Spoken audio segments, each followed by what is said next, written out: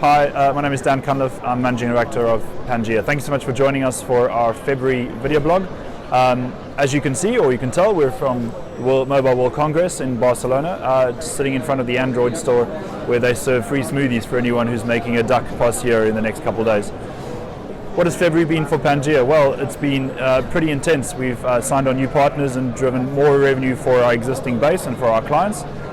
One in particular is a street lighting deal that we've done in the southeast of England, and more importantly, we've been looking at new products to bring into our partner channel. And one of the key reasons for being at Mobile World Congress is to understand what those new products would look like and what those new services would be for that channel. As I look around to the people walking around past us, there's over 90,000 people really enthused by the world of mobile connectivity and what this means for us in the future. And one of the things we saw recently was the delivery from Mark Zuckerberg about how Samsung, Oculus Rift and Facebook are coming together to really create the world's most experiential moments on mobile using virtual reality. And I think it's a true testament of where collaboration is going, and working together with the people you trust to actually deliver something spectacular is where these guys are going. And it kind of shares an ethos with what we're doing here at Pangea, which is about working together and collaborating with our partners to drive revenues and help them grow. A couple of things that we're going to talk about at the moment is we've got some new deals that are coming through. We've helped some partners win opportunities in street lighting as well as in water meters this month. We're also in the process of a large RFP with one of our clients, potentially to manage 1 million devices, so let's stay tuned to what we can be doing there. We are also doing some Mobile World Congress interviews, and I'd like to just cross over to these people who gave us some of their time to tell us about what their thoughts are happening at Mobile World Congress. Hi, Stan Cunliffe here, Managing Director of Pangea, and we're very fortunate to have Carl Thomas. Thanks for joining us. He's the founder of Wearables London. I'll give him an opportunity maybe just to introduce Wearables London for us. Yeah, sure. So Wearables London is Europe's largest regular meetup focusing on wearable technology. We meet up every month and we basically have the likes of Plantronics, Telefonica, Barclaycard come down and talk about their wearable strategy. Awesome. And Chris and I've actually been to one of the wearable sessions, and it's truly fascinating, and we'll put something up on this to get some more people down and make it the world's biggest meetup session. So in true Pangea style, we're at Barcelona at the moment. You can see the lovely weather. This is truly February when we are recording this now, and we've also managed to do one of our connecting everything, which is connecting a microphone to a Buxton bottle, so we have a better sound for you guys. Fascinating studio setup. But in all seriousness, Mobile World Congress 2016 has been really interesting. This is day 2, and I thought I'd ask Carl a few questions about what he's enjoyed. I think what we've seen from some of the big manufacturers has been a huge focus on virtual reality and augmented reality. Yeah. You can see that in the collaboration with Samsung, Facebook and Oculus. Just wanted your view, what do you think about that sort of thing? Well, to be honest, I thought it was inevitable, bearing in mind the amount of exposure virtual reality had at Consumer Electronics Show. Yeah, true. So we're now actually seeing something tangible in terms of real products come out. Obviously, Oculus announced their pricing at Consumer Electronics Show, and Samsung have got their second version of the Gear VR headset coming out now, and a lot of exposure has been on that.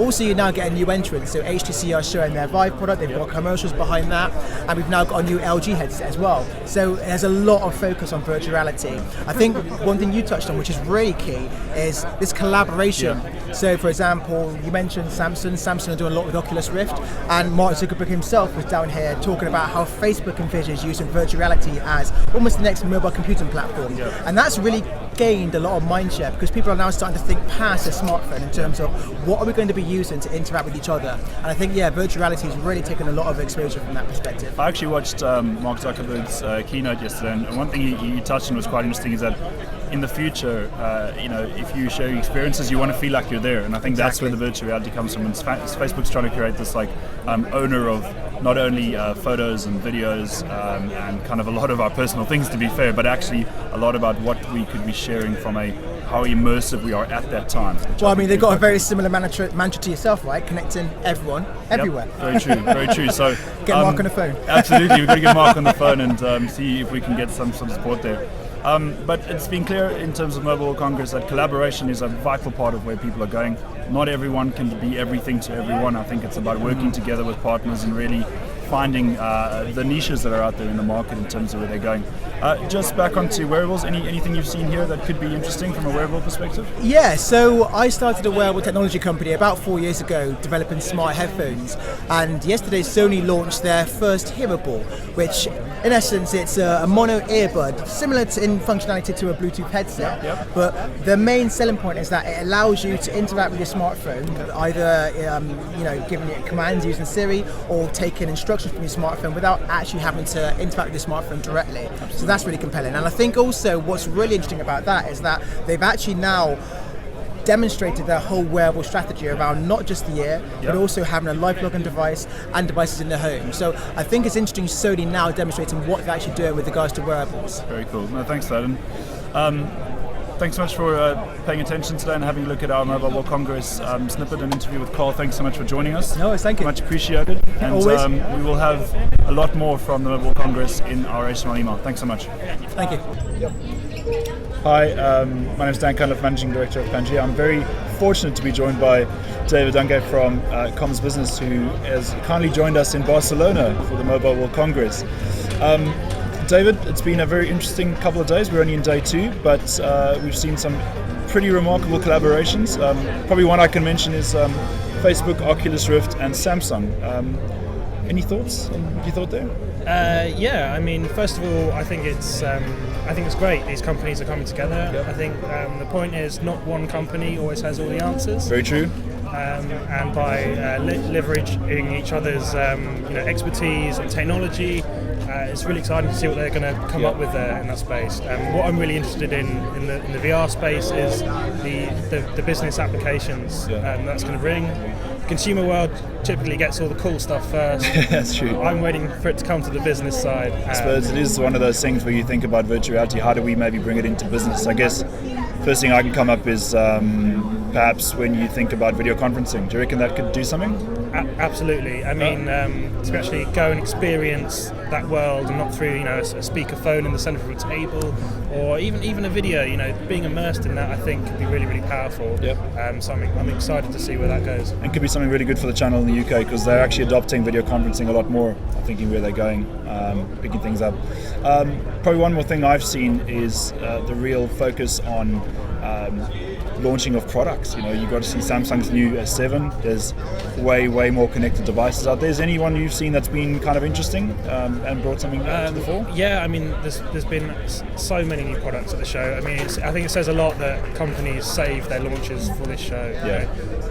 Mobile is so important. You can imagine the tight deadlines, right, building up to it. And also, mobile encompasses so much more than just phones and it's devices. There's so much more to it. You mentioned Samsung there. I spoke to Epson earlier today, who I was a bit sceptical about going to see them. I thought, printers. And, you'd think of them as a very old brand, right? Exactly. And they were showing augmented reality eyewear. Excellent. Loads of business use cases for work with drones, for industrial use. So that's really exciting. They're really going after niche markets with that. So they're really being innovative. Obviously, your guys' involvement with shows all through the year for the channel. What do you think about the show in general? You've been here probably more times than I have, I guess.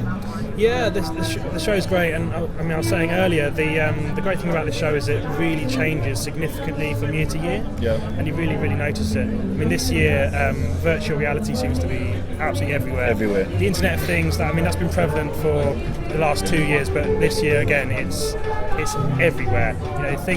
We live in an increasingly connected world, and I think it goes to show what kind of world we're going to end up in just from looking at the show. I think it's great. Well, short and sweet, but I would like to thank you for your time. Appreciate you taking a few minutes out to talk to us. Hi, it's Dan Cunliffe here from Pangea. We're just at the end of Mobile World Congress 2016 and delighted to have Tom Nelson from Jasper just to join us in just a few closing moments on what we're up to. Tom, it's been a fun event as always. I think it's been really cool. Just wanted to ask a few questions around what you've enjoyed the most. Sure. What's been some highlights for you? Yeah. Well, the highlight for me is we're seeing more and more things becoming connected. Oh, cool. And so when you come to Mobile World Congress, you really get a great visual of how this industry is just transforming itself. It's crazy. I mean, there's just connectivity with everything that goes on all the time. And one of the things I wanted to call out is that the guys who've organised have done a pretty good job as usual. I think GSMA has been fantastic. GSMA does a fantastic job of bringing the broader ecosystem together, bringing everybody from the operators, the solutions providers, and all the teams to help make it all happen. And so they've done another standout year again. Not too bad. Just in closing, collaboration's been really, really big in terms of Mobile World Congress. Things like the Facebook combination, the Samsung and the Oculus App Store thing's been really cool. What do you think from an IoT perspective, and sort of obviously from Jasper's view, are some of the key collaborations that either coming down the line or that you can reference? Yeah, on the collaboration side, you're seeing a lot of it from various vertical solutions that are coming together. In the back of the Jasper booth, we have our connected car. So obviously, within the connected car, there's a lot of different components that are happening. And so you're starting to see different groups coming together. And at the end goal of really a lot of those relationships and consortiums and partnerships is to really simplify IoT. How do you make it easier to consume and use? We had a big conversation about this yesterday as well. We're just making it simple. And sometimes you need to realize that you can't be all things to all people. You've got to work with guys who can actually help you deliver. And just one thing we wanted to reference was this really cool bike down the bottom here. So we won an award with one of our partners in a collaboration moment for a kind of connected bike solution in Birmingham. Do you want to give us a little intro to this one? Sure. The connected bike, this is really a fun one. We worked with LETV in China that is manufacturing the bike. They shipped this one in from China. This is one of the first ones off the production line. Their goal is to have 500,000 bikes within China and then distribute these bikes around the globe. So this was what makes this industry really fun. Absolutely, because now we can do things that we probably couldn't do a very long time ago. Thanks, Tom, for joining us. I appreciate it. Yes. Thanks so much to the guys who gave us their wonderful insights in what they're experiencing here at Mobile World Congress. Some of the other things that we're doing this month, we're actually heading up to Harrogate on the 15th actually and the 16th of March to take part in the Convergence Summit North, which is hosted by Comms Business. I'm actually presenting on the panel there with other people in the M2M and IoT space. So if you are down for the event in Harrogate, please do take some time to come and have a listen to what we've got to say. You might find it interesting and hopefully we can do some work together. We're also at the Wearables Tech London, which is on the same dates, 15th and 16th of March, and some of my colleagues will be there, which is based out in London. Finally, I'd just like to say thanks so much for spending the time to have a look at what we're doing. We're still in Barcelona, which is a lovely 20 degrees in the middle of February, so can't be that bad. If you do enjoy what we like to say, please do get in contact. You can send us an email at contact@pangea-group.net. You can follow us on Twitter, which is @Pangea Connected, or search for us on LinkedIn, which is Pangea Connecting Everything. Finally, I hope you have a good rest of February and we'll speak to you all soon. Thanks.